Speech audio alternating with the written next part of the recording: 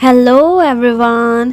तो अब जब वांग बीमार होता है तो यूहा कहता है सू चंग चंग को कि मैं इसका ख्याल रखता हूँ, तुम जाकर मेडिसिन बना कर लाओ।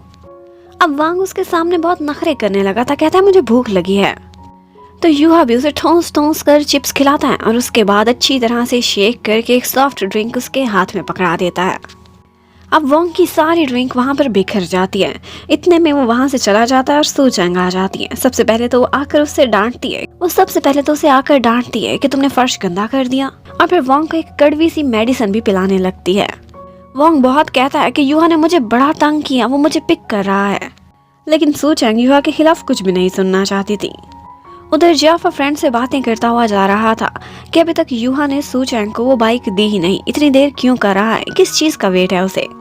और यही सारा कुछ वॉशरूम से निकलता हुआ वोंग भी सुन लेता है। अब वो सू चंग से कहने लगता है कि आज शाम को तुम मेरे साथ शॉपिंग पर चलो, मेरे पास कोई कपड़े नहीं है, मुझे बहुत सारी चीजें खरीदनी है। सू चंग मना कर देती है कि मैं आज बहुत बिजी हूँ। तो वोंग उसे कहता है कि उसके साथ डेट पर जाने से पहले सोच लेना कि वो वही लड़का है जिसे तुम इतनी नफरत करती थी, खड़ूस इंसान। इतने में वोंग सामने से शिशी को आते हुए देखता है तो सोचता है इतनी जबरदस्त पर्सनैलिटी वाली लड़की तुम्हारी लैब में काम करती है।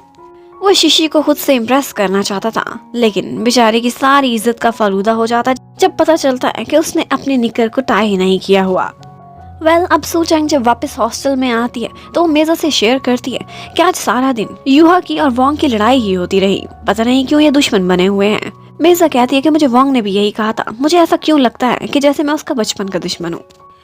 जो भी था, लेकिन आज सू चंग बहुत खुश थी क्योंकि वो पहली दफा यूहा के साथ डेट पर जाने लगी थी। उधर सीनियर शिशी आज गुचन को ट्रीट देने के लिए अपने साथ लेकर जाती है। गुचन उसकी हर पसंद नापसंद का बहुत ख्याल रखता था। उसने उसके लिए कोरिएंडर फ्लेवर की एक ड्रिंक भी लेकर रखी हुई थी, जो पीते ही पता नहीं उसमें कौन सा जादू था कि शिशी का हेयर टाई खुल जाता है और उसके बाल बिखर जाते हैं।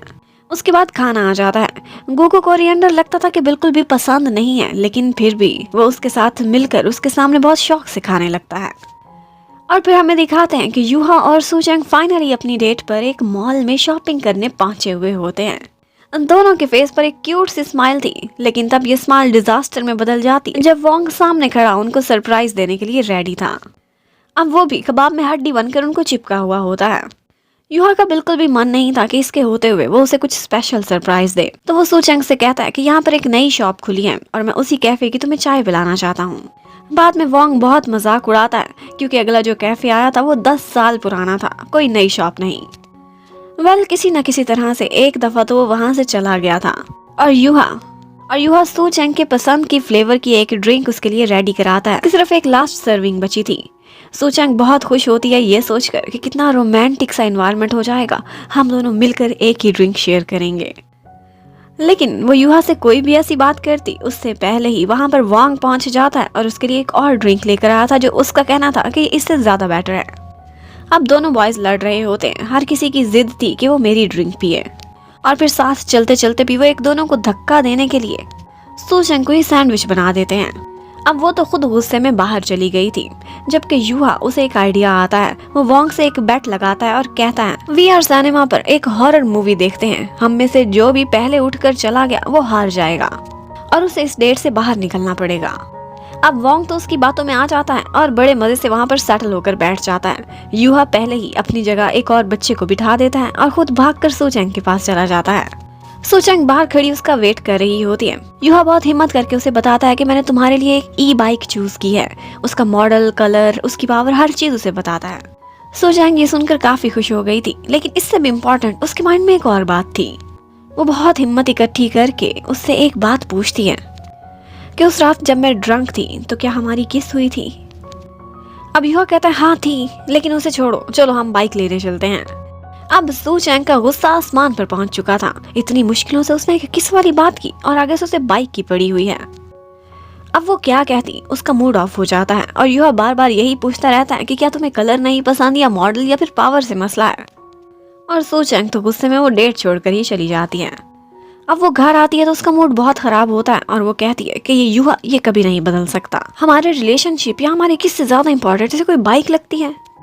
और इन दी एंड उस बेचारी को यही लग रहा था कि शायद वो सिंगल ही रहने वाली है हमेशा के लिए और डेटिंग शब्द उसकी लाइफ में आने ही नहीं वाला। उधर यूहा बेचारा इतना सीधा साधा सा, उसे अभी तक समझ ही नहीं आ रही थी कि उसके साथ हो क्या गया है। वो अभी तक यही सोचे जा रहा था कि उस बाइक की कौन सी चीज है जो सूचंग को पसंद नहीं आई। उसका माइंड किस वाली बात की तरफ जाता ही नहीं। वो जीनियस तो बहुत था, लेकिन इन गर्ल्स का मिजाज ये साइंस से भी ज्यादा कॉम्प्लिकेटेड होता है। उधर हमें शिशी को दिखाते हैं। वो अब जहाँ कहीं भी कोरिएंडर देखती थी तो उसे देखते ही उसे गू की याद आने लगती, और कहीं ना कहीं गू ने उसके दिल की घंटियां बजा ही ली थी। उधर गू भी आज डरते डरते सीनियर शिशी को गुड नाइट का मैसेज करता है। बहुत डर रहा था कि कहीं रिप्लाई में गालियां ना आ जाए, लेकिन सरप्राइजिंगली शिशी ने भी उसे गुड नाइट का जवाब दिया था। और फिर हमें दिखाते हैं कि सूचेंग का थोड़े ईयर से में मिड टर्म का एग्जाम होने वाला है, तो उसकी फ्रेंड मैंग एक सीनियर के साथ मिलकर कुछ एग्जाम्स की टिप ले रही थी, और जो बात उसे समझ नहीं आ रही थी वो उसी से ही पूछती थी। मैंग काफी हार्ड वर्किंग गर्ल थी और पढ़ाई में भी बहुत अच्छी थी, जबकि उधर दिखाते हैं कि मेजा और सूचेंग उन बेचारियों का कोई हाल नहीं था। उन्हें लगता था कि जैसे सब कुछ याद है, लेकिन फिर लगता था कि कुछ भी याद नहीं। वो एक दूसरे से क्वेश्चन सुनने की कोशिश करती हैं, लेकिन एम्प्टी माइंडेड थी।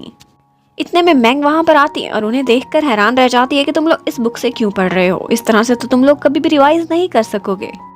और फिर बताती है कि ये देखो, ये हैंड आउट लेने को टीचर ने कहा था, ये तुम लोगों ने क्यों नहीं लिए। उनको तो याद भी नहीं आता था कि ये बुक हमने कभी देखी है।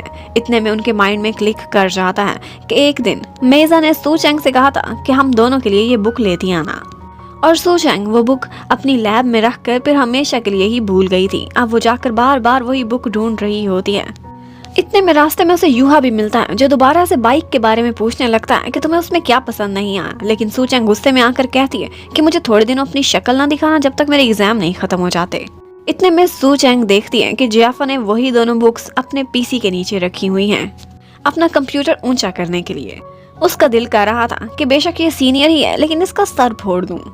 लेकिन बदले में जियाफा कहता है कि पता है, इस सब्जेक्ट में मैंने टॉप किया था और मैं तुम्हें अच्छी सी टिप्स भी दे सकता हूँ सॉरी के तौर पर। अब जियाफा की स्टडी करने की टिप्स भी बहुत लेजेंड्स वाली थी। कभी कहता था कि लटक कर पूरा पूरा चैप्टर रिवाइज करो, और उससे भी शानदार उसका एक यॉर्निंग मेथड था ब्रेन को ज्यादा एक्टिव करने। And last but not least tip वो ये थी कि जो कुछ याद करते जाओ उसे बुक से रेस करते चले जाओ। इस तरह से तुम लोग अपनी कश्तियां जला दोगे और ब्रेन को मजबूर होना पड़ेगा कि वो किसी न किसी तरह से मेमोरी से वो चीज प्रोड्यूस करेगा जब तुम्हें जरूरत पड़ेगी। और फिर हमें दिखाते हैं कि जब शिशी वापस जा रही होती है तो बारिश हो रही थी। गू जबरदस्ती उसे अपनी अम्ब्रेला देता है और खुद भीगता हुआ भाग जाता है। और उसी समय लैब में दिखाते हैं कि यूहा जियाफा को आई हुई सूचेंग की कॉल सुन लेता है, जिसमें वो उसको गालियां दे रही थी कि तुम्हारे सारे मेथड्स फ्लॉप थे और तुम मुझे ना फेल कराते भी अब फेल करा के रखोगे, क्योंकि कश्तियां जलाने के चक्कर में उसने अपनी सारी बुक काली कर दी थी और अब पढ़ने के लिए बुक भी नहीं बची थी। इतने में शिशी आती है, यूहा को अपने पास बुलाती है और उससे कहती है कि देखो, गू को तुमने इस लैब में घुसाया और अब वो मेरे ग्रुप में आ गया और मेरे ग्रुप से तुमने सूचेंग को वापस ले लिया है। ये सब तुम लोगों का प्लान था, है ना? और वाकई ऐसा ही था। वो कहती है ठीक है, मुझे समझ आती है, तुम सूचेंग को अपने साथ रखना चाहते थे, लेकिन ये बताओ कि मेरे ग्रुप में गू को भेजने का ये आइडिया किसका था? तो यूहा कहता है कि ये सब गूचेन का आइडिया था। मतलब कि गूचेन ये सारा कुछ शिशी के क्लोज होने के लिए कर रहा था, और आज भी वो लैब में बायोलॉजिकल एक्सपेरिमेंट करते हुए उसकी बहुत हेल्प करता है और उन दोनों की कंपैटिबिलिटी भी बहुत परफेक्ट थी। आज फिर जब गू सामने खड़ा होता है तो सूचेंग की पोनी टूट जाती है। गू इतना स्वीट था कि उसने अपनी पॉकेट में उसके लिए एक हेयर टाई रखी हुई थी, जब वो उसे दे देता है। और उसके बाद एक और भी उनका रोमांटिक सीन आता है। वेल, कहीं ना कहीं पत्थर जैसी शीशी अब मेल्ट हो रही थी, और वो भी सिर्फ गू के लिए। और उधर हमारा यूहा बेचारा किसी तरह से बहुत सारी बुक स्टोर से घूम फिर के वही वाली बुक अरेंज करता है जिसका सूचेंग का एग्जाम था, और सारी रात बैठकर स्टडी करता है और उसमें से इम्पोर्टेंट नोट्स बनाकर उसके लिए प्रिपेयर कर रहा होता है कि यहीं पर ही ये पार्ट खत्म होता है। Thank you for watching, stay connected, bye bye.